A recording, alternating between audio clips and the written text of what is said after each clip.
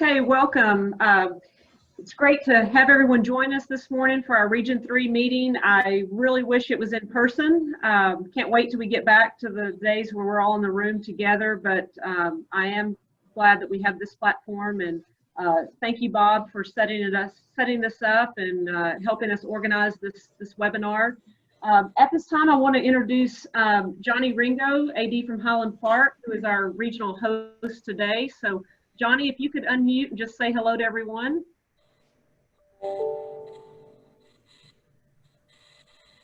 He may not be on yet, so whoops, that's okay. That's okay, but I do want to thank Johnny for his work and helping us with organizing this. It's a little different, obviously, not being in person and the role of the host, but I appreciate his help, and he really tried hard to get golf for this afternoon for anyone interested. And you know, I think it's just a busy time, and we didn't have a huge turnout, and we may try to do that again, but it's a crazy time for all of us, and we're going through something in the middle of a pandemic that we've never been through before, and leading during this time has some new challenges that I know I'm so appreciative that we're in this together, and appreciate everyone on this panel and everyone listening, because we have incredible leadership in this region, and I know we're all relying on each other. So at this time, I do want to remind everyone to please sign in on the chat. Please put your name and your school district, and so that we have record that you were joining us today. I do want to introduce our state sponsors, and they're just going to take a few minutes and share some information with us. With VCR Now, we have Scott Voss. So Scott, I'll turn it over to you. Good morning, everyone. Hope you're doing well. Someone said a few minutes ago, if you say you're doing great or well, you're lying, but we'll take it at face value that you're doing as best as you can. It's good to see you, Bob and Leslie. Thank you for allowing us to be here or giving us the opportunity. I see several very familiar faces that I've spoken to in the last few months. Some of you I can't wait to meet, because we got some great things to share with you. I'm going to take just a moment here. It's about a minute and a half long. I want to just show you a little video, give you an idea of who we are. If you haven't met us, we are VCR Now, powered by Formetco. We are a premier LED AVL provider in the DFW area. Texas, Arkansas, Louisiana, Oklahoma, and New Mexico is our bailiwick. But we are doing nationwide work with 4 out of the 5 largest boards. All that is meaningless to you unless we take care of you personally, which is our goal. So let me show you this quick video. Hope you enjoy it. And this can be a school changing, a district changing, and a community changing thing. To where this is really a game day experience that nobody else really has. The 10-year warranty blew everybody else out of the water. I wanted to make sure we were getting the very best for Dayton ISD. They did that. You know, they were always one phone call away to be able to take care of all of our customer service needs. My experience with VCR Now, powered by Formetco, was amazing. From day one, offered quality training. Every single step that we used working, you know, with VCR Now was a positive experience. The guys that came out and their genuine attitude, they weren't pushy, they weren't salesmen. They came in and really provided us the opportunities for advertising to make sure that we actually had the board paid for before we even put it up. We simply would not be able to do something like this and make the drastic changes that we have in our stadium and in our community without a partner like VCR Now.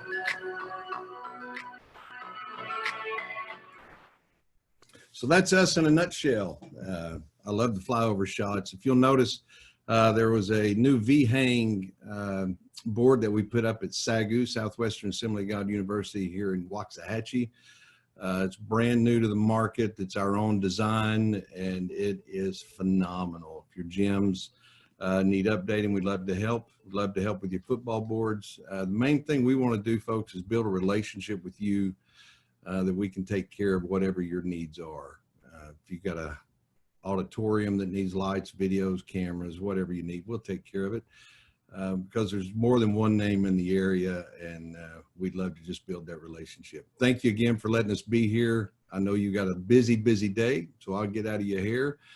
My contact information is in the chat. One last thing to tell you, we are giving away a 10-foot scorers table September the 30th, we will be drawing 10-foot LED scores table. All we need to do is come to your school, do a quick on-site. Don't even have to really speak with you and bother your time.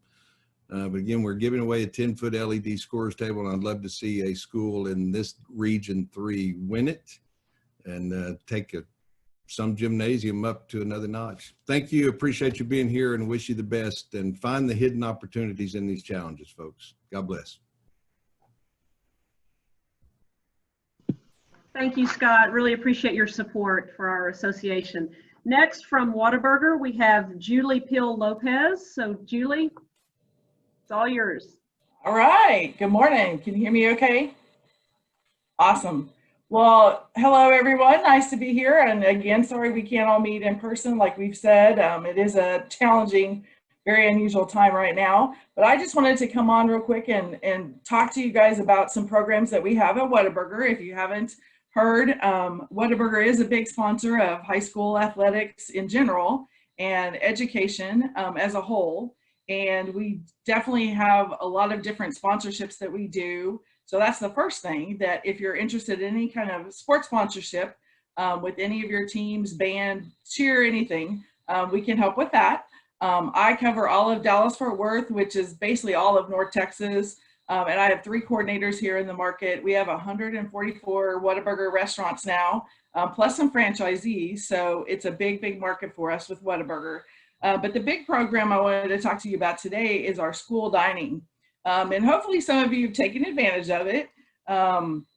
It's a special program where you can sign up and have kind of a pre-approval and a number for your whole entire district to come in and order. And there's only a 10 item order minimum. So you don't have to place an order for 100 people or anything like that. It's just a 10 item minimum. And basically we have a special pricing for the basic menu of Whataburger, the double, and the chicken strip meals. And then you basically can call ahead, order it, it'll be ready for you, make it really easy and fast. You can pay by cash, you can do credit card, we can invoice the school. We try to make it as easy as possible. And now, unfortunately, with COVID and all the situations that we've had and the adjustments we've had to make, not only do we have our regular dine-in, we're at 50% now in our dining rooms from 7 a.m. To 11 p.m. now. We're still open and operating 24 hours a day through the drive-through.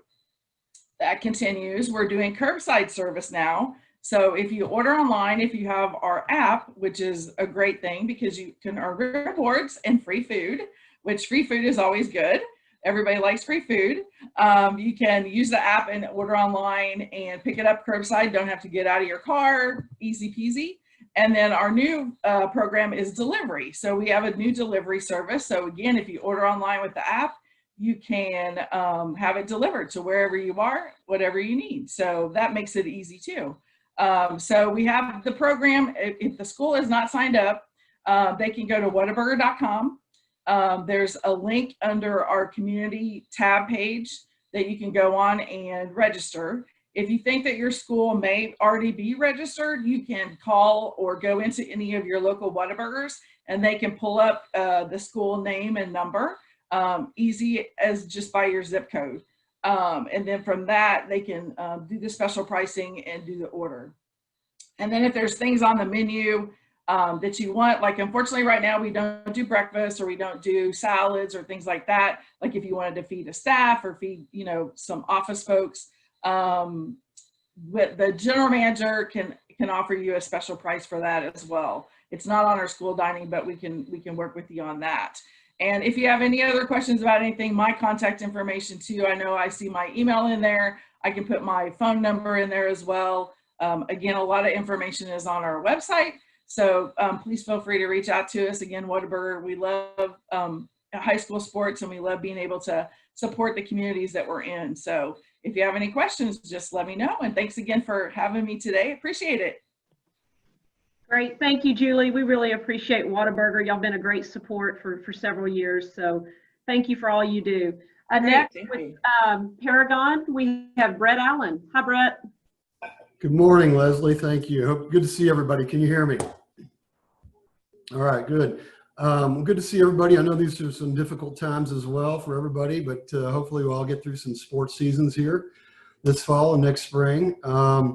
We've had a good year and have some exciting things coming up. Our turf supplier, Shaw Sports Systems, has just put out a new shock pad, turf underlayment, which we already have an experimental version down at Globe Life Park, where the XFL was playing earlier this year, and it's probably one of the best fields in the Metroplex, if not the best field.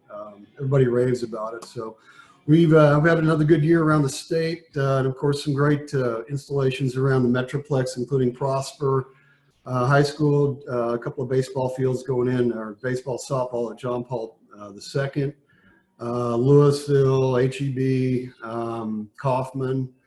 Not to short anybody, but we've got quite a few others. But we're also excited that we hear the World Series is going to be played out at Globe Life Field on the new turf that we installed earlier this year. So exciting times for Paragon. Please let us know, contact us if we can help you out with anything synthetic, natural grass, what have you, maintenance, anything like that.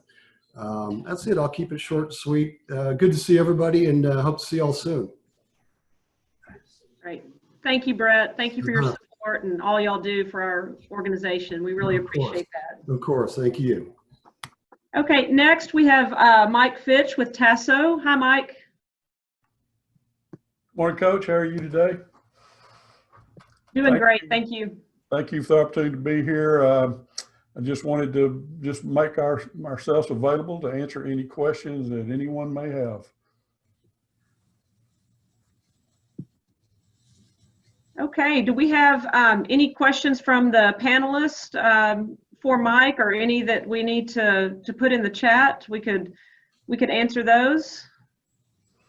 And I will, Coach, just give you a membership update. Of course, COVID affects our members just like they do everyone else, just like your students. Football and volleyball, of course, are the only two sports where we really have a good measure on the numbers because they're actively playing. Both of those sports are down about 12 to 14% over what we've seen or what we should be in this date last year. As you know, we have an aging demographics. So we have a lot of members that not ready to retire, but just do not want to be working this season. As of right now, we've covered all the varsity games. We're reaching out to all of our chapters in football and volleyball, letting them know that if they get a date that they cannot cover, to let us know. We will facilitate getting officials there, maybe from another chapter. But right now, we got everything covered.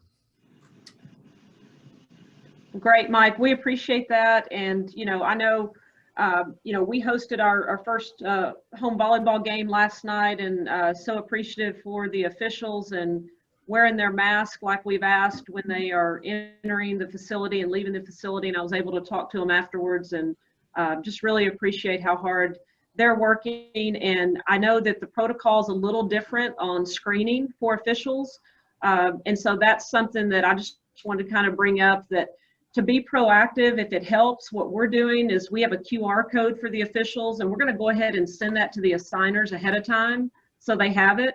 And of course, if they want to wait and they do it when they come on site, that's fine. But, that's something I think we could encourage everyone, if that's helpful, to have that ahead of time. I think that's something that we could all talk about and see if that's something we could do and agree with as a region, to make sure that we communicate what is the expectation for screening officials before they come on campus. So I think communication's the key. Anything you want to add to that, Mike, of any feedback on the differences as we go from different gyms and stadiums? I think you pretty well covered it. We've told our members that it is the school's right, if not responsibility, to screen everyone, including the officials. It could be a touchless temperature reading. It could just be questions. Whatever it is, they should work with the school. They've also been told that the school has, again, not only the right, the responsibility. If they think an official is exhibiting symptoms, of COVID-19 that they may not be allowed on the facility, and we're just going to have to deal with that. They're told that they should be self-screening, and if they do have any symptoms, or certainly if they've tested positive, they've got to take themselves out of assignments. And we have, the reentry protocol basically based on what the UIL, the TEA, and the governor's task force has provided.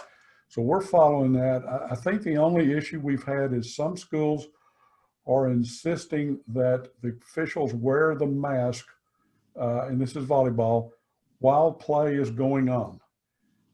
And that's just not something that the UIL nor THSADA is requiring. The officials may wear the mask while playing. I'm talking about it when after the ball's served and while play is going on. Masks are optional.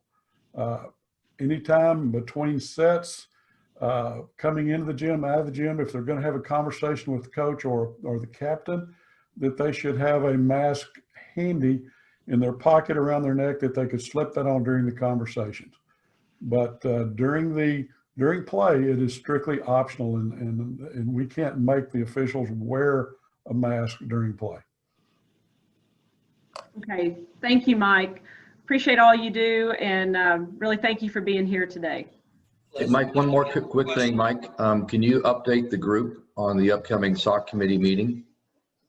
Yes, SOC committee meeting is next Wednesday or Tuesday, I guess. There's going to be just a couple of things on the agenda.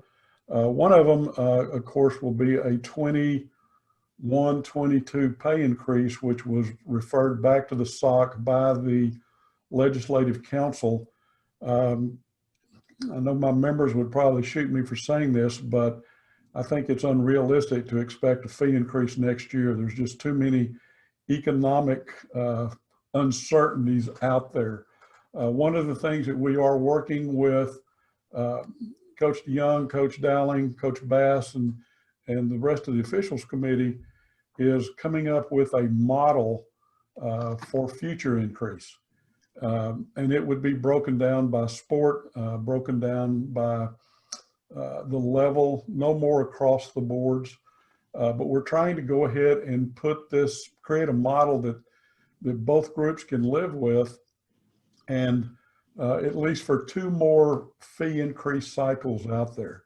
1204 requires that the UIL review the fee schedule for officials every 2 years. It doesn't require an increase every 2 years, but to at least be reviewed. So that's what we're working on. One of the other proposals we're going to make is the biggest ban in the travel reimbursement, the 91 to 120 miles.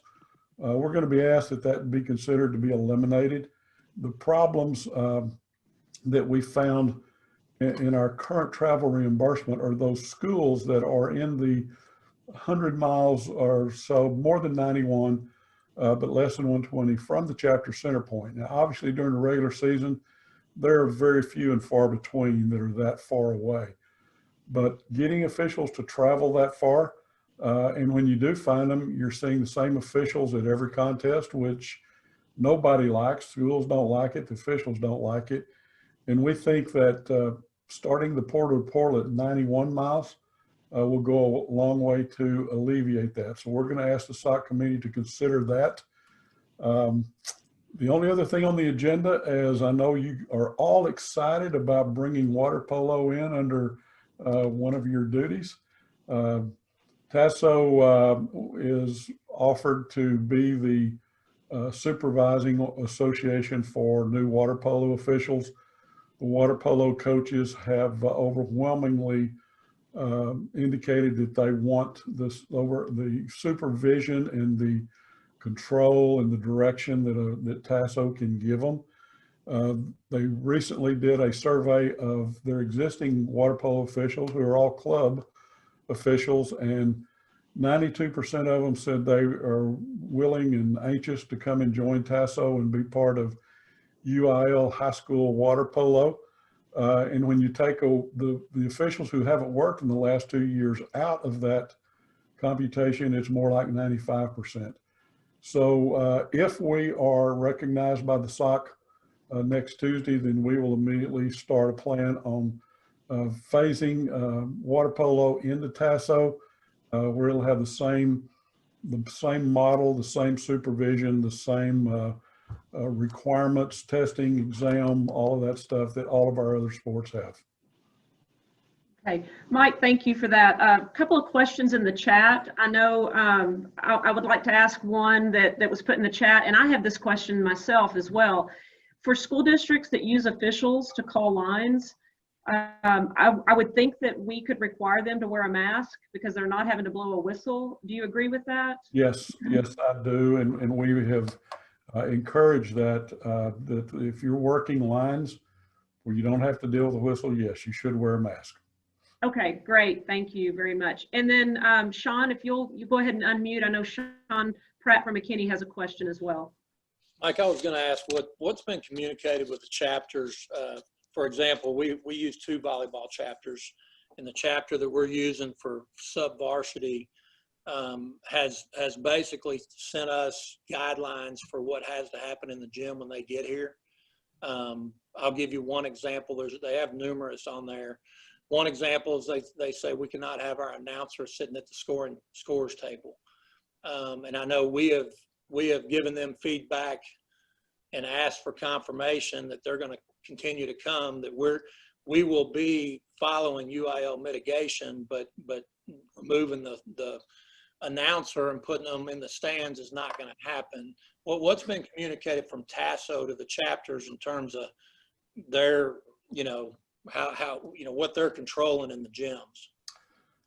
Well, and I would appreciate, Coach, if you would forward me that, because that's something I haven't heard, but I think I agree with what you're saying. Who sits at the scores table is up to the home team following the UIL guidelines. Just like we tell our officials, and we have some really officials that try to abide by the rules, sometimes too much, that have tried to enforce social distancing on the bench and wearing of face coverings, and we've told them that that's not our job. Leave that up to the schools. The only thing we've told them is if they believe that social distancing or any wearing of face coverings, there's a violation that affects their health and safety, that they should submit an incident report. We had one coach, and it wasn't in this region, who just absolutely says, I will never ever wear a face mask, and they come in and get in our official's face and start screaming and all kinds of excretions coming out, then yeah, we want our officials to not make a big deal of it, back away, and then turn in an incident report, but just deal with what happens on the court. Don't worry about the benches or the scoring table, and certainly not the fans. Thank you, Mike, and I'll forward that email to you. Thanks, Coach. Betcha. All right, thank you, Mike. We appreciate you being here today. Thank you.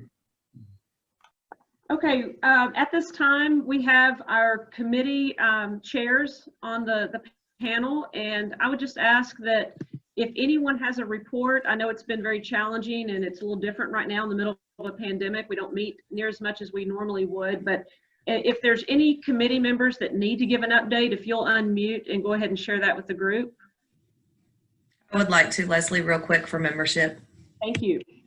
Yes, ma'am. Here are our numbers that Allie sent. If y'all can all see that, it shows that our membership has gone up over 200. Of course, Region 3 is dominating by far over everyone else.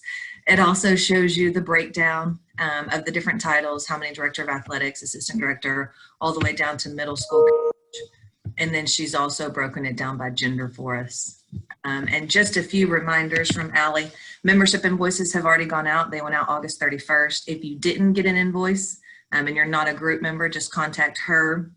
If you are a group member, your district AD has already received that invoice. Membership applications are open for anyone who has not joined yet. So if y'all know people who have not joined, let's get them joined. And then the last one is after you pay your membership fee for 2021, you will be able to access and print out your membership card, but not before that point. Okay, great. Thanks, Val. Appreciate that. Okay, anyone else? Any other committee chairs need to report? I would like to report real quick if I could, just real quick on TAC. Not a lot of new information, just want to let everybody know that our ADs Association is trying real hard to maintain the conference agenda that we didn't get to have in April for the upcoming December meeting, but we are constantly reviewing what's going on with COVID and trying to make adjustments and changes as we go. And then we'll continue to update everybody on any changes that we make. And I'm sure a lot of that's going to be based upon that recent survey that Bob sent us. Great, thanks, Jerry. All right, Stacy. Yeah, so just NIAAA update. You may or may not know, but the NIAAA has decided to go virtual this year. As we talked about a few minutes ago, we are going to share just a very, very brief video.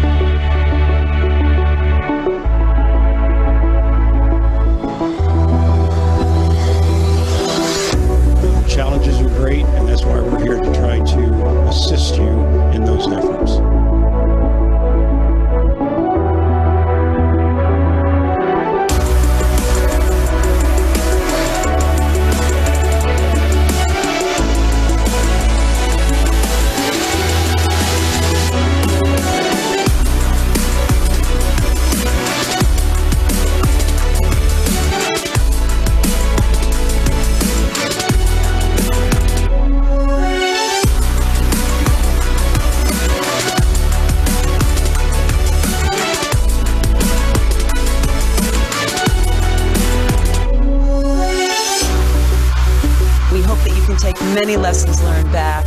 We hope that you've made tremendous new friendships and professional partnerships, and that you enjoyed the exhibit hall as well.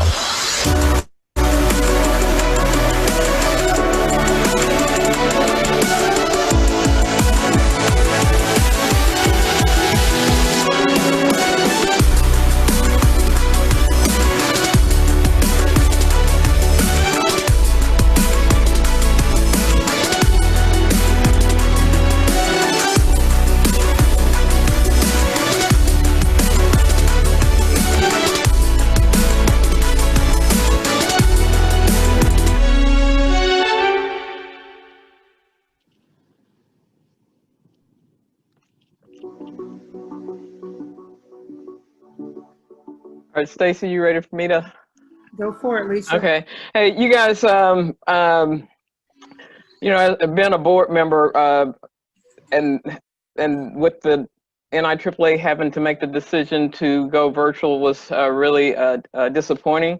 For the first time ever, we were going to have a board president have the national conference in his actual hometown in Tampa. One thing about us going virtual now, I think San Antonio will continue, you know, obviously to hold the record of the largest attendance record.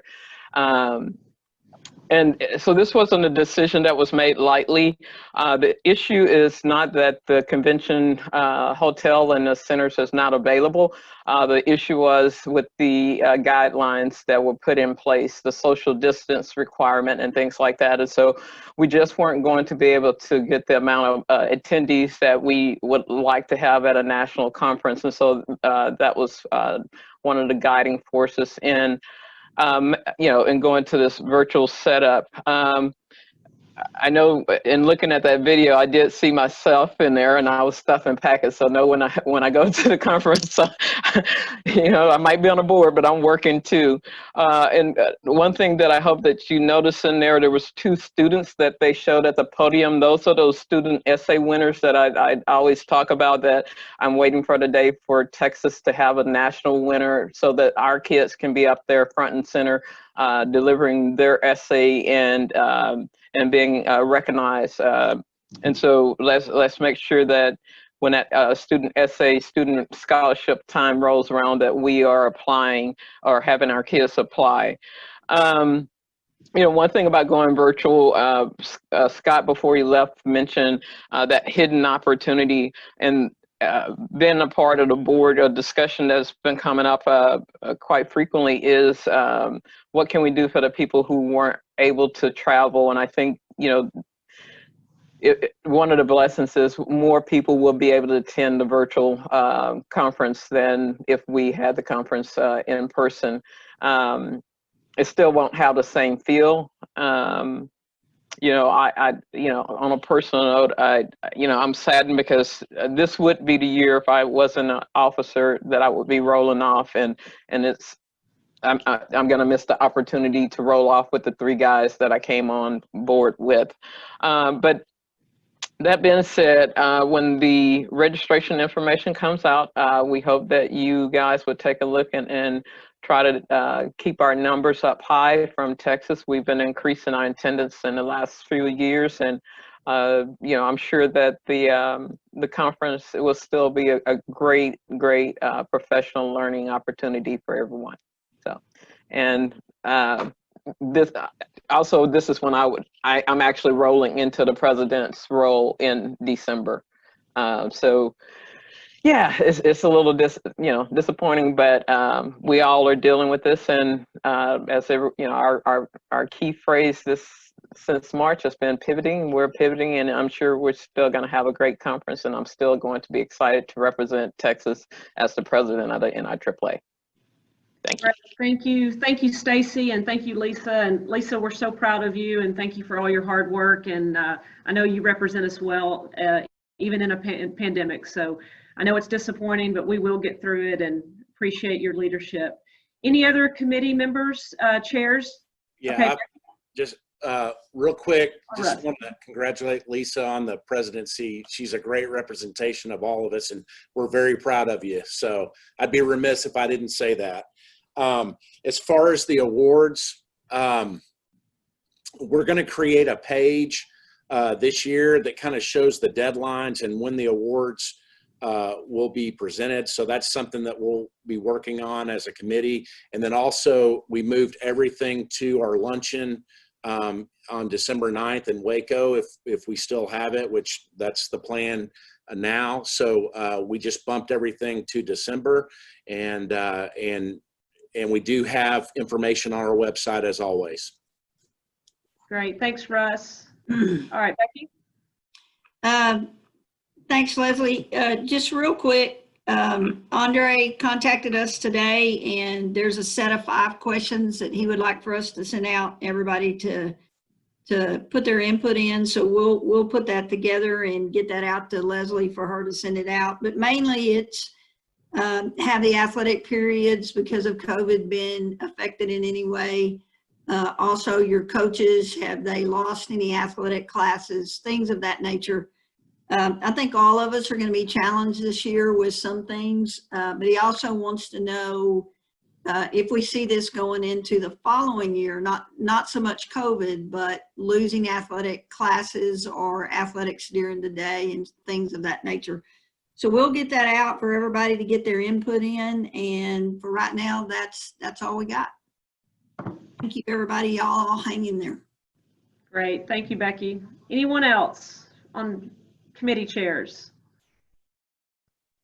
Okay, great. At this time, I do want to introduce again, as everyone knows, Johnny Ringo, AD in Highland Park, and who helped organize this meeting. Even though it looks a little different, he still played an active role. And Johnny, would love for you to say hello to everyone. Yeah, sorry I wasn't on earlier. Just dealing with some, we call them vid issues in HP. So anyway, dealing with some of that, and you know, we're going to reduce our 14-day quarantine to a 14-minute in Highland Park. I'm going to see if any of the rest of you are going to do that as well. So that's been pretty good for us to do that piece. Lisa, congrats again. That's awesome. I'm sorry we're not going to Tampa. That means now we have to cancel all our tea times we'd already set up. Maybe we can convince our superintendents that we go as a Texas contingent and we just have our own little conference there nationally. So just throwing that idea out. We're so thrilled to host. I mean, we didn't do a whole lot. I think Leslie's not telling the truth. I mean, I appreciate that, but I'm sorry about all the door prizes. If I can still get Travis to give us a suite, maybe I can auction that off, or not auction, but you know, just to have a drawing. Steve Cook did want me to tell all of you, though, since he's won it the last 2 years, I just need to go ahead and deliver it to him at Jesuit because there's no reason to draw. So anyway, great to see everybody. Hope you're doing well, and God bless. Thank you, Johnny. Appreciate that. Okay, at this time, we'll get into regional business, and really the main focus, obviously, on our agenda is leading during a pandemic and the challenges of leading during a pandemic. We've never seen anything like it, and I was the one that said earlier, if you say you're great and everything's fine and it's fabulous, I'm gonna call you out and say no, there's no way. I'm gonna raise my hand and be the first to admit it's a lot and it's overwhelming at times, and we're in the middle of a pandemic, but there's still only so many hours in a day, and I just feel like we're just getting beat up, and it's one thing after another, and you can't win. Doesn't matter what decision you make. You got people on both ends of the spectrum on their ideas and philosophies on mask and social distancing and whether this is real or not. And I know one thing, it's real because we're living it every day. And I know that we're all working hard. I know our staffs and our coaches are working hard, and I'm so proud of them. And I'm so proud to be a part of this region where we're not alone. And everybody on this panel I've reached out to, and so many of you watching, just a reminder that if you're feeling like overwhelmed and you need help and you need advice and you're wondering what someone's doing, you pick up the phone. I hope you know that by now in this region. You pick up the phone and you text and you call, and it doesn't matter what time of day, and that's what we do, and we're here for each other. So I'm excited to have just several different leaders on this panel to really talk through some of these challenges. I will ask if you'll hold your questions. Don't put them in the chat just yet, because we may answer those. And then when we get to the end, if we haven't answered them, and you know, let's open it up to questions at the end. But I really want to start out with, you know, just the risk mitigation guidelines and overall view. And I'm going to ask Valerie Little to talk to us, because she did something that I think is really, really smart. No surprise, she's an incredible leader. She hosted a 3A game, and it was kind of a trial run for her at her stadium. So Val, I would love for you to talk about what did you and your staff learn, what would you do different, and what worked well and what didn't work so well? Well, I think on Monday we scrapped everything and started over. Not really, but it did. The great thing about it, right, is that we truly feel like we will have all 4,000 seats sold in our 12,000 seat stadium when we play here. And with those two schools playing here, we had about half of that. So we had probably about 1,200 on one side, about 400 on the other. And it was really good because we had a few issues with tickets. It was not our ticket system, it was user error, right? We didn't turn on the tickets at the time we were supposed to. We had certain people who didn't get the right code. And our tickets are all over the place. Like, our parents start at a certain time, and then at 8 o'clock at night it switches. Well, those switches weren't ready, right? So the superintendent starts texting going, hey, our people can't get tickets. And it was really good because we got the chance to fix it this week a little bit. We host them again this Friday night with a different opponent, so we'll be better this week, and then our fans will come next week. So we really hope by then we've had 2 weeks to work everything out. You know, we ran out of hand sanitizer at the gate. So that was something, it wasn't on anybody's list because it has never been anyone's responsibility. So they start radioing, right, that we're out of hand sanitizer. So then we're walking slowly. No one knows we're running, right, but we're hustling, right, to get there. You know, the sidelines worked really well. We extended our team box. And so just the biggest thing at the beginning was educating everyone on now the team box goes to the 10-yard line. So yes, you cannot go inside that white line. I mean, we had several people look at us like, what? Doesn't matter how many times you send it out, right? And it's posted all over our website. We had to physically go and show them, this is where you can't be, this is where you can be. Mask, they did pretty well with mask coming in. We don't allow anyone entrance until they have their mask on. That was not that big of a battle. The battle was more once they got in. You know, some people, it was kind of like freedom and they took it off, and that's not our policies. Now, we are not in the business in Prosper of, you know, we're going to give you 2 warnings, then we're kicking you out. We're not doing that. We've got PSAs playing over our speaker. We've got a few ushers and workers walking around saying, hey, make sure you keep your mask on, right, unless you're eating or drinking. But we're not fighting it that much. It was weird to see the social distancing in the stands because it looks empty, because you've got 2-3 people and then space between them. So that was very interesting to see. Changes, though, I think the biggest thing is us making sure that we are on top of our ticket system. Because the ticket system worked well, we're using Ticket Spigot. We just had a few things not programmed correctly. Okay, great. Thank you, Val. Appreciate that feedback. At this time, I would love to call on Sean Pratt and McKinney. And Sean, will you talk to us about just what you think the biggest challenge has been for your team getting ready, and obviously with volleyball starting already, and just would love to hear your thoughts. So, you know, I think the biggest challenge, Leslie, to be honest, and I think everybody's kind of already touched on it, and Lisa said it when she got on here, is we got to keep kind of resetting our brains, because it's just, it's a grind. There's so many details about so many things that we've never had to worry about in the past. I keep reminding my group, man, 21, 22 will be a piece of cake after we get through this. It's going to make our jobs feel so much easier after we get through this. But I think, you know, we had our first game last night. We're also using Ticket Spigot.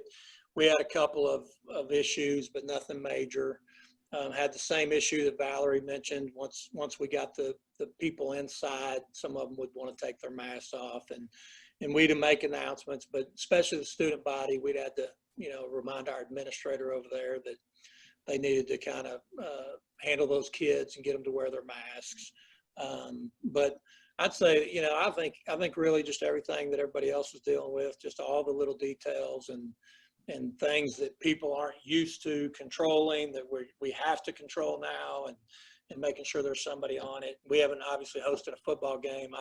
I did actually go over to Prosper to watch that game to try to learn anything I could. And but anyway, I don't know if that answered your question or not, but Valerie.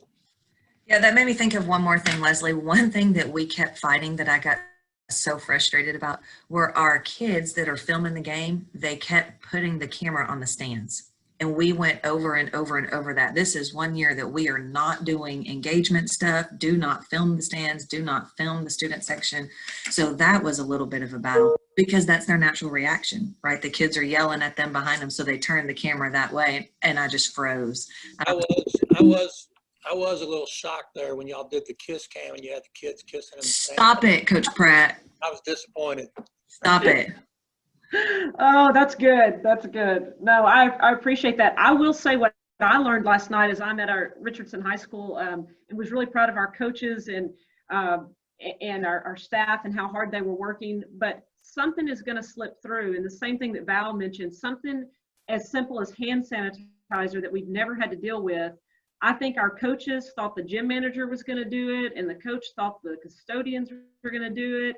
And there's no hand sanitizer anywhere. And so it's just things like that make me think, okay, you can have a checklist, but you're going to forget sometimes to put something on the checklist, or whose responsibility is it? So I think it's just getting down to those details that will really help all of us. And sometimes you don't know until you're in the middle of it, and you actually have to have an event to actually learn and to get better and to give grace. And that's what I was talking to our gym manager about, is that we've never been through this. And I don't know about y'all, but we have a lot of staff that their heart's in the right place, but they want everything to be black or white. And it's not always black or white. And we have to sometimes help them and show them grace as we go through this, because they're stressed out too. Our staff is very, very stressed about following these protocols and these guidelines. At this time, I would love Grace from Frisco ISD. Talk to us just about what you believe, maybe some things that y'all have maybe struggled with from the ticket side, from capacity, you're dealing with so many schools.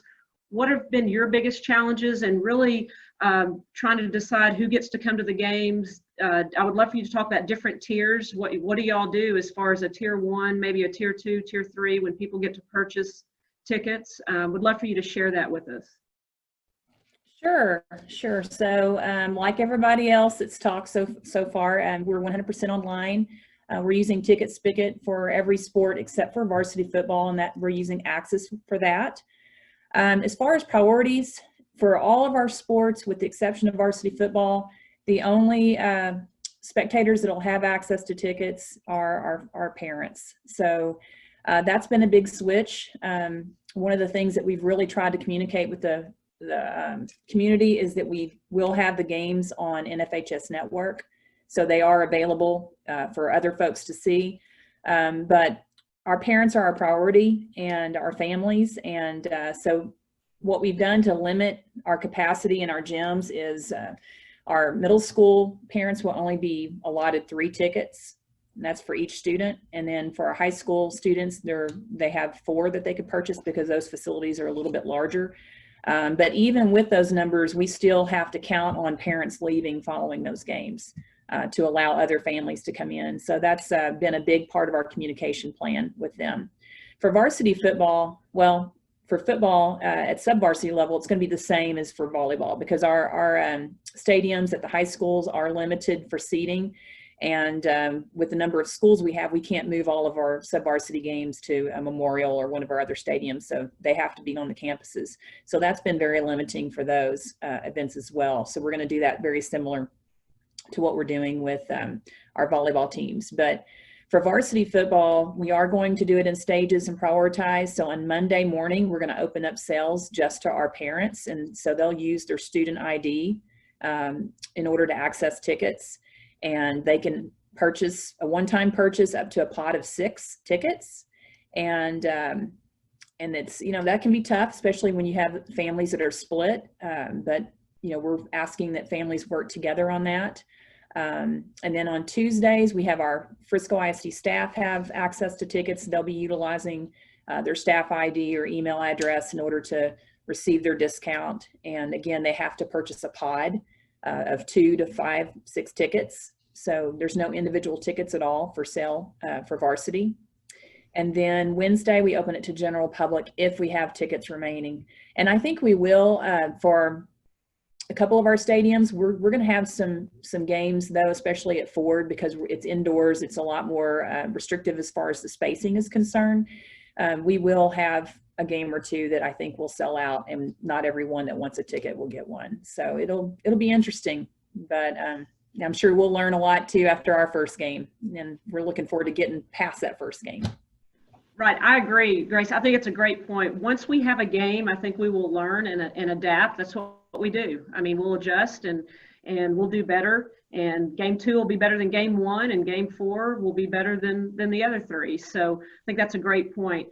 Russ Reeves from Rockwall would love to ask Russ, how are you handling for your games, media, scouts, people on the sidelines? Can you talk through the logistics of maybe those couple of things for us? Yeah, basically what I've done is I've created Google Docs and I've put them on our athletic website, and a scout will go access that. And I'm making every scout that wants thing to individually sign up, and they have to put the school and and I'm going to guarantee 2 spots for the 2 teams that are playing that night the next week.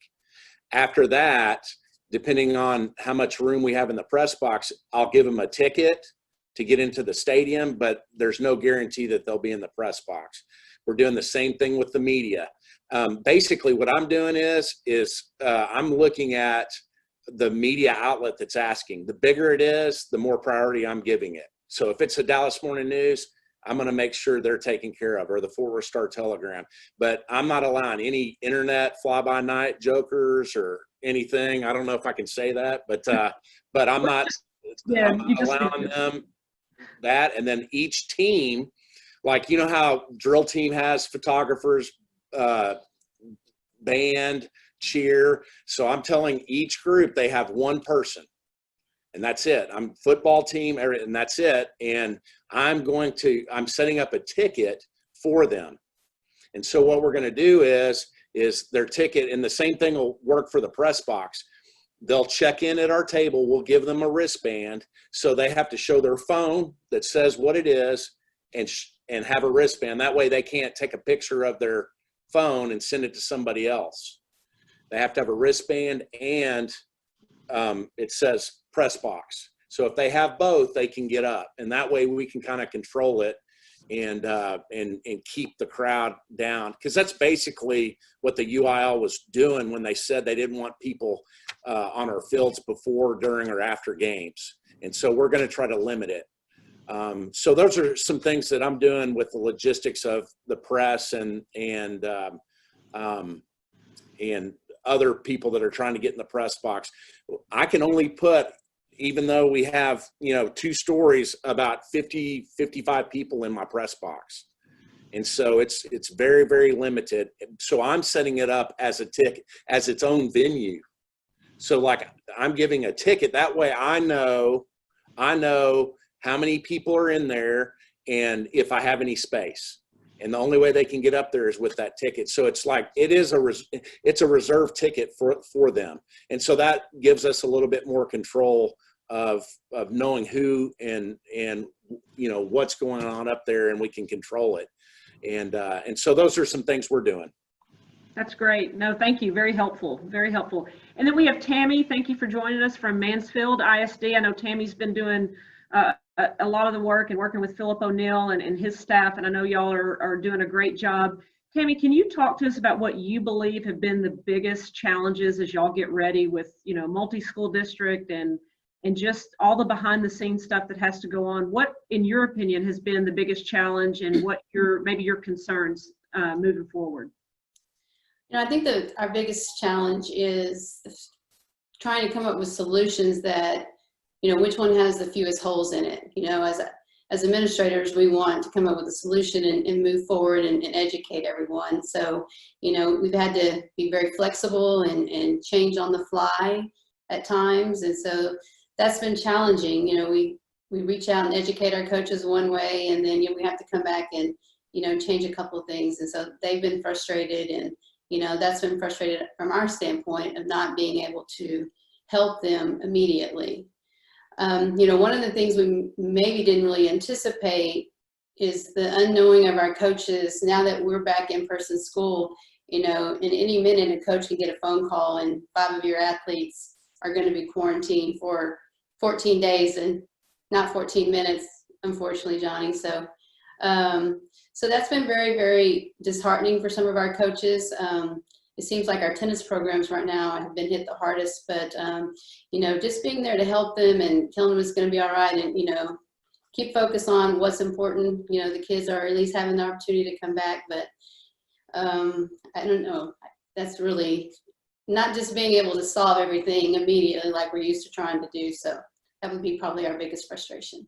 Right, I agree. I think as administrators and leaders, we're used to solving problems. And I've said this to many people, and some of you even that are on this panel. I wish we could go back to my biggest issue last year was us going to a clear bag policy. And I laugh now to think that I was stressed because we were going to a clear bag policy. That's just funny to me now. It's like, we thought that was a big deal, and I'd give anything to go back, and that'd be my biggest concern was, our first game using a new policy. So, well, in Mansfield ISD, we're crazy enough. We're going to also a new bag policy this year. And that was last night, the rudest people I had were people who I told them they couldn't bring their purses in. So they were all good with the mask, but that purse, they didn't want to leave in the car. So. Yeah, you might as well just go ahead and do it now. They're going to be mad anyway. Get it over with, and then next year hopefully next year it will be a breeze. So good. Well, thanks for having me, Leslie. You bet. Thank you. And I think that's a great reminder. Our coaches are struggling too, and we've had to deal with this. I mean, it's an emotional roller coaster when they lose a kid or has to quarantine, or a group of kids or a team. We need to make sure we're really checking on them and just their health and their well-being, and just mentally, it's really tough on our coaches right now. Also, at any minute, we have to be ready to pivot and cover, because all of a sudden we have a coach that starts having symptoms, they may be sent home, and who's going to cover their practice? And are we really going to send someone from the high school? Because I have reservations about sending someone to the high school to the junior high, because now it could be a cross-contamination type situation. So lots of big decisions that we all have to make, and you know, it's challenging, and we need to give grace, and we need to check on our people more than anything. And I know that everybody on this call agrees that the health and safety of our kids is number one. And I think that, you know, that has to be, you know, our focus, obviously. But I really kind of wanted to just open it up to talk about return to play. And I know Becky was on just a minute ago. I don't know if she's going to jump back on, but does anyone have any thoughts? I know that we're not all exactly the same on return to play, but I would love to hear your thoughts as you work with your athletic trainers and maybe some of your team doctors. Would love for the panelists and even committee members, if anyone has thoughts on return to play, and have you had to implement that and anything? Let's just open it. Hey, Leslie, I met with my trainers, and we talked about this, and my thought on a return to play is I think I told them we're going to follow what the UIL medical board has, and it's a note from the doctor. I don't want to start creating return to play protocols, because I think it could open up the door for other things that we have to deal with. And so we're gonna follow what the UIL Medical Advisory Board says. You know, they just came back and said you have to have a note from the doctor. So right now that's what we're doing, and then we'll just follow our mitigation programs. But I was a little wary about trying to do, because my first thought was, yeah, we probably need to look at that. And then I started thinking about it, and I rested on the fact that I don't want to create other issues for other things that could come up. And that's just that was my take on it. Right. And I understand, and I'm going to be honest, I already know that we're all a little bit different, because we actually have one. I mean, for us, you're not going to be on the field the first day you come back from practice, but that's just the decision we've made. But there's a lot of flexibility through this. So I would love, Becky, I would love for you to give your opinion and what y'all are doing in Azle and with your athletic training background, and just your personal opinion on return to play. Well, obviously my computer just kind of went away, so I had to log back on. So I missed some of the discussion, but we all know that if somebody did test positive, they have to have a doctor's release to come back. And we looked at it here as some of the things that we're finding out that COVID causes in the heart situation, the myocarditis and inflammation and things of that nature. We are doing a situation where when they come back, they almost not as strict, but kind of like a concussion protocol. We bring them back. We do a few things with them. We see what kind of reaction we get. And after a couple of days, they can go back into limited practice and things of that nature.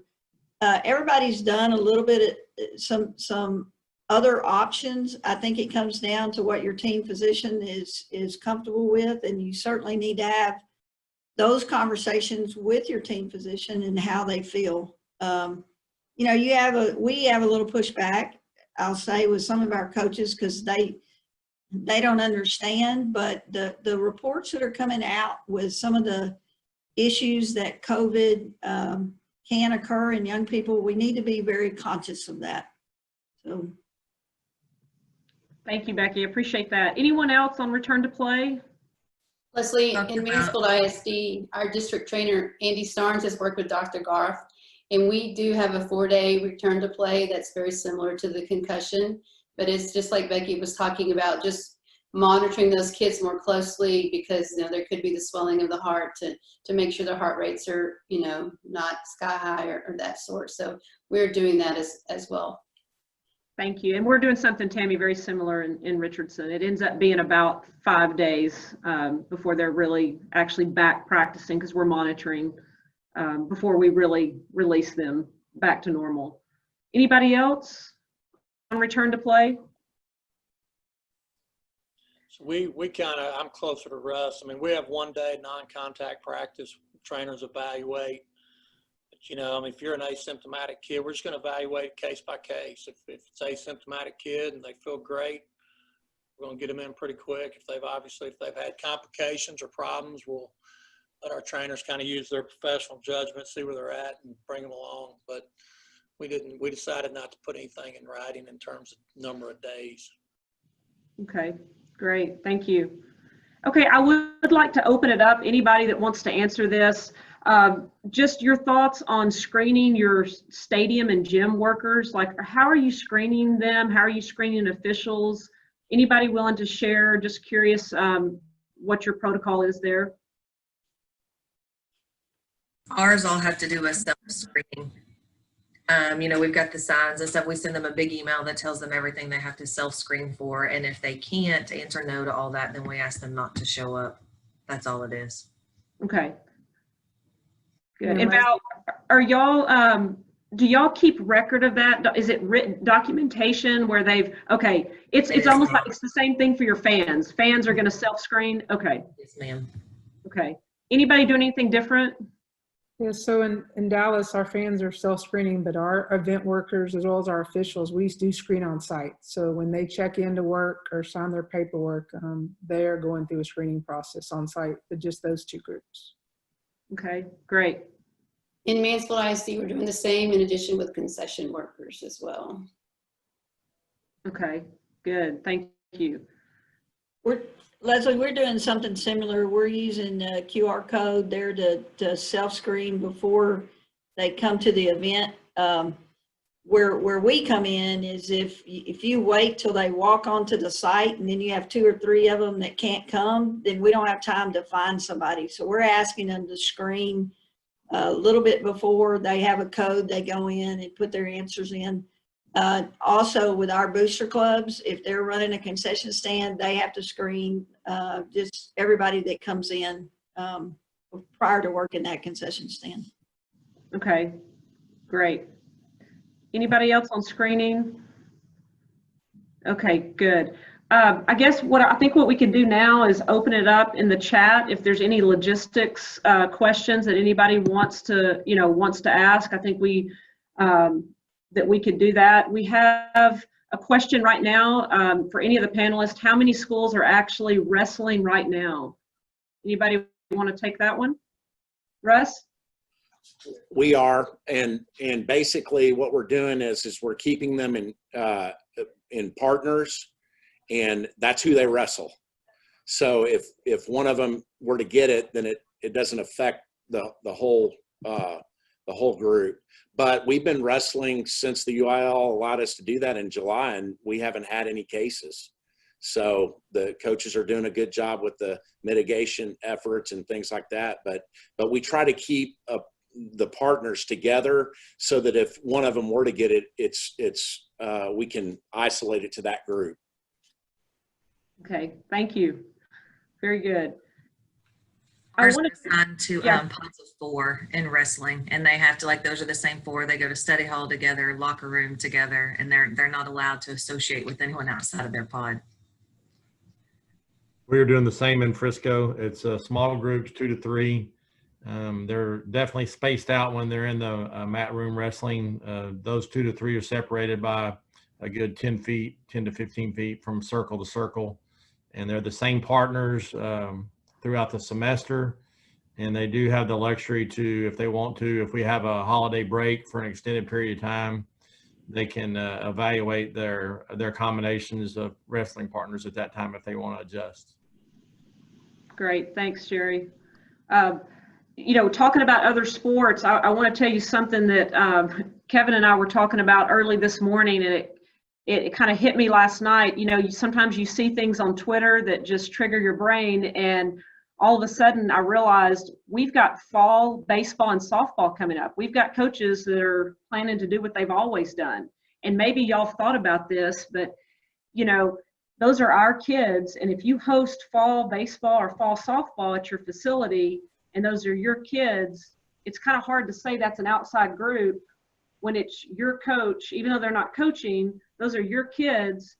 And if it gets on social media that you've got packed stands, no mask at your baseball field, and it's your team playing, even though it's not your coach coaching, we're trying to work through the logistics of that, because I just thought I'd put that on everybody's radar. Maybe y'all thought about it, but I would love to ask the panelists, have y'all addressed like fall baseball? Because this isn't truly an outside group. I don't put it in the same category as someone that rents our field. These are our kids, and we're going to have to really go through the logistics. If we're going to allow this, we're going to have to really talk through what is that going to look like.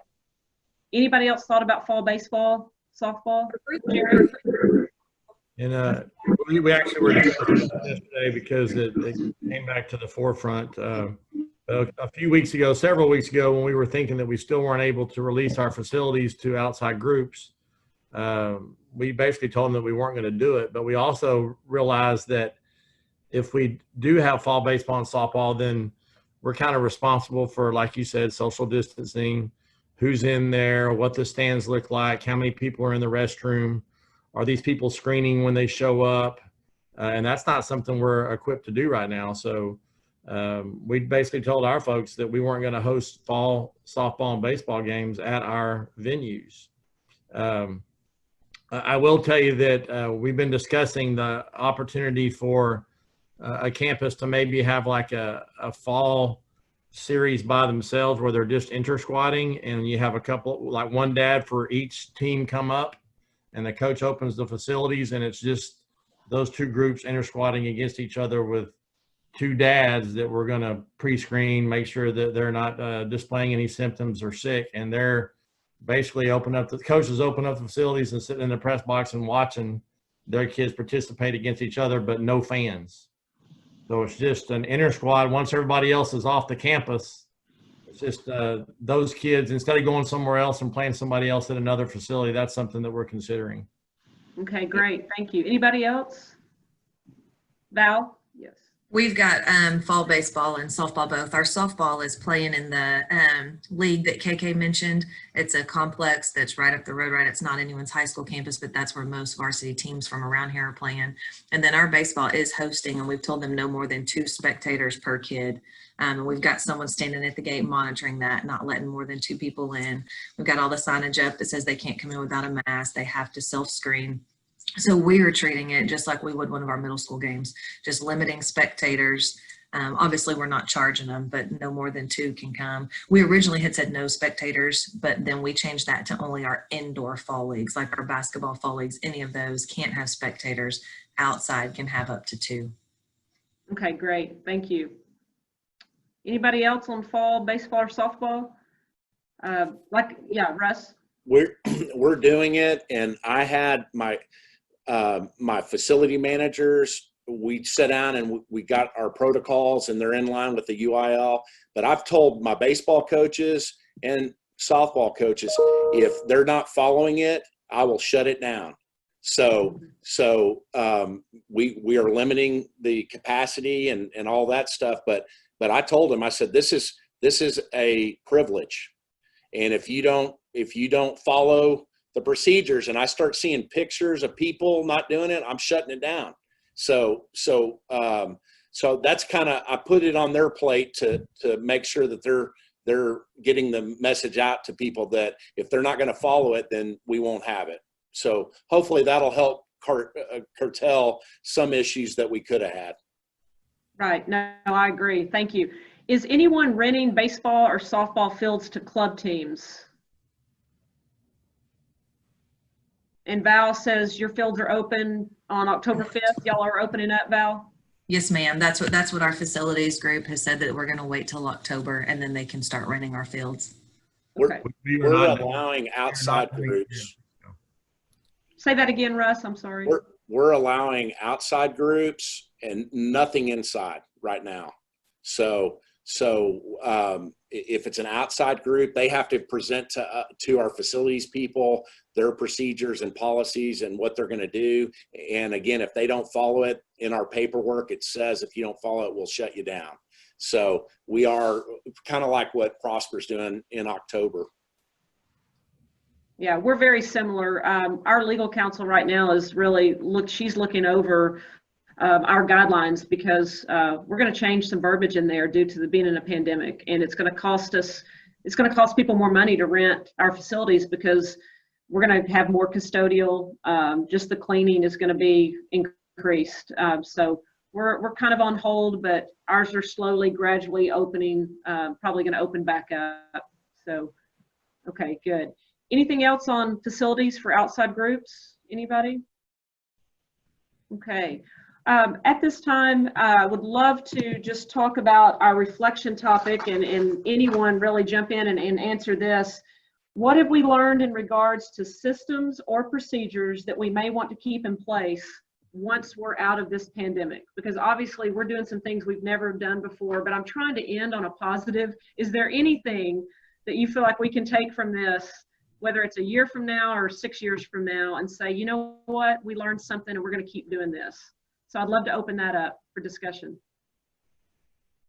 Leslie, I think the first thing is that in a Zoom or even a virtual environment, you have the opportunity to really reach more people. And so someone who might not have been able to be there in person, or that date or that time didn't work for them, it's amazing that, you know, someone can actually log on in a car or log on while they're running an errand. And so I think the ability to really have more people in attendance, I think it's been a real big positive for us, at least of being able to reach more individuals, and as well as parents or community members. Great point. All right, anyone else? I think I'm thinking a little bit jumping into online ticket sales only. You know, we haven't had a lot of pushback by that, but I'm thinking that might be something you want to continue just for the security part of cash. And, you know, especially with we're doing in our stadium concessions as well. You just never know with so many volunteers. And so I don't know that Mansfield IC, obviously that'll be a Coach O'Neill decision, but I could see the benefits of getting through that and working out all the kinks, and maybe something you would carry forward. Agree. I think that's a great point. I know that we are looking at that too, and we'll have to make a decision in the future, but there's a lot of benefits to not having to deal with cash, for sure. Well, that's exactly what I was going to share as well, Tammy. I think that it worked out well for us last night, and really was very few hiccups, and just not dealing with cash is huge. I mean, that's a big burden, and being able to do away with that's going to be really good. I think this forced us to make that change maybe 3 to 5 years earlier than all of us were comfortable with, possibly. And I'll just add that we're using hometown ticketing. And I called a friend of mine out in Utah, and at the time we were having our first home game.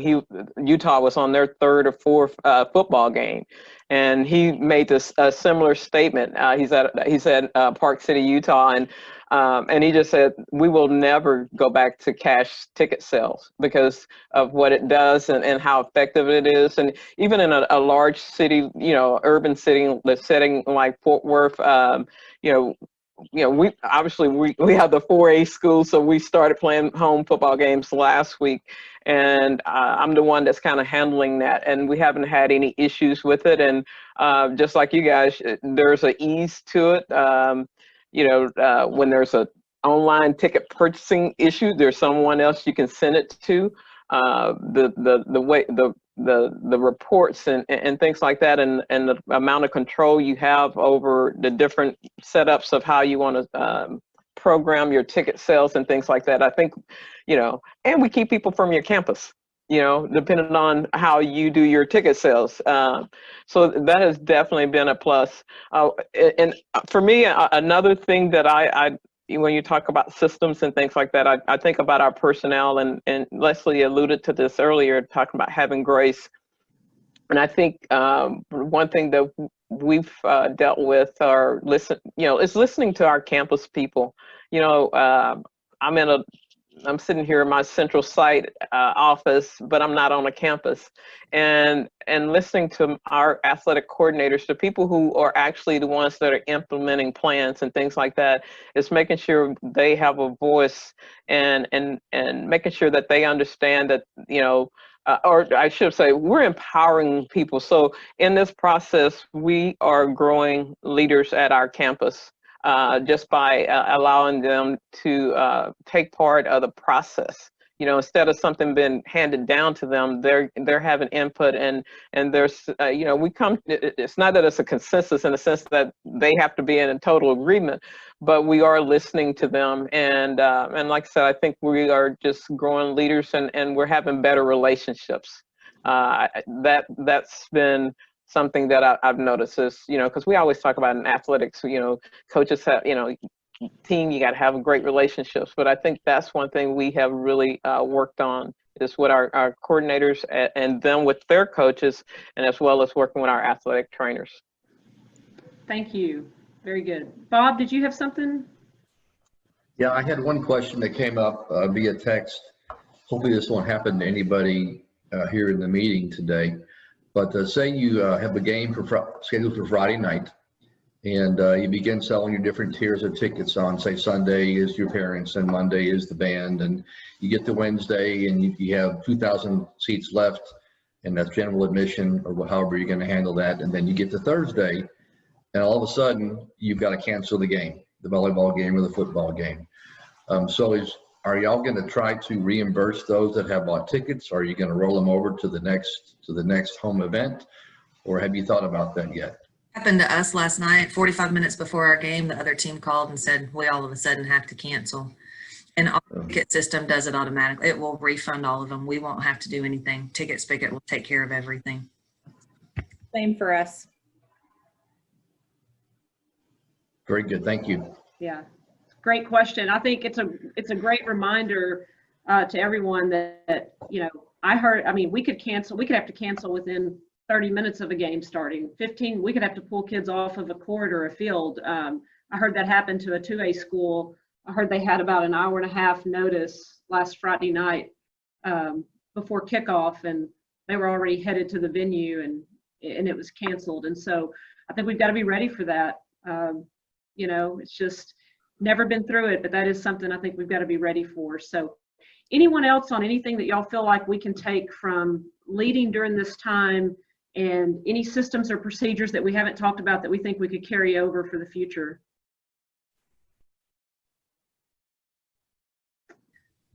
I typed one in that chat, Leslie. I just put prepackaged concessions. It's been unbelievable. Like, there's no nacho cheese. It comes in a cup, right? I mean, and it just goes so quickly. Like, our volunteers are loving it. The lines were down. Now, granted, they realize there's going to be 4,000 instead of 15,000 people, but right, it makes it go quick. Some of them are nervous about volunteering anyway. And when you tell them, look, you're not prepping food, you're not touching someone else's food, it makes them feel a lot better. So that's been great. And Tammy, it's actually our food services group, SFE. They run all of our concessions and do all of our food and order it all for our concessions. Great, thank you. Okay, well, I think at this time I want to turn it over to Bob DeYoung for any state business. Very good. Thank you, Leslie. First of all, thank you all for being on the panel and those that are listening in today. Leslie, for your great leadership. I've always found this region to be very collaborative, but since March, you've kind of done that times 10, and I applaud your efforts. I think your life is spent on Zoom, and I hate to add one more meeting to your day, but when we're able to gather like this and share ideas, I can see you're nodding your heads up and down, or see questions on your face. So you're helping your fellow ADs by having this discussion. We are recording this, so it will be available for you guys to watch again, or those that weren't able to attend, and we'll make it available to the rest of our membership across the state too. And we're finding those videos to be very beneficial, because you learn what they're doing in El Paso, what they're doing in San Antonio, what we're doing here in Dallas. So my hat's off to you guys for continuing to work and finding new ways to serve your kids and your coaches. A couple of quick announcements. We learned today that the SOC committee is on the 22nd next week. That'll be a very important meeting to watch. We appreciate Mike being in on the meeting today. Legislative Council is October 18th and 19th. And then we're going to have a roundtable to summarize council on the 20th. You get an invite for that in a couple of weeks. State conference, like Jerry said, we're moving forward. A lot of moving parts in that, because we're trying to figure out what the city of Waco will allow us to do with the convention centers and the hotel, what mitigation plans they have. So we're monitoring that, and we're gonna adjust if needed, but right now, keep our plans. The survey that we sent out is showing about 50% people are unsure if they will be able to attend or if they can attend.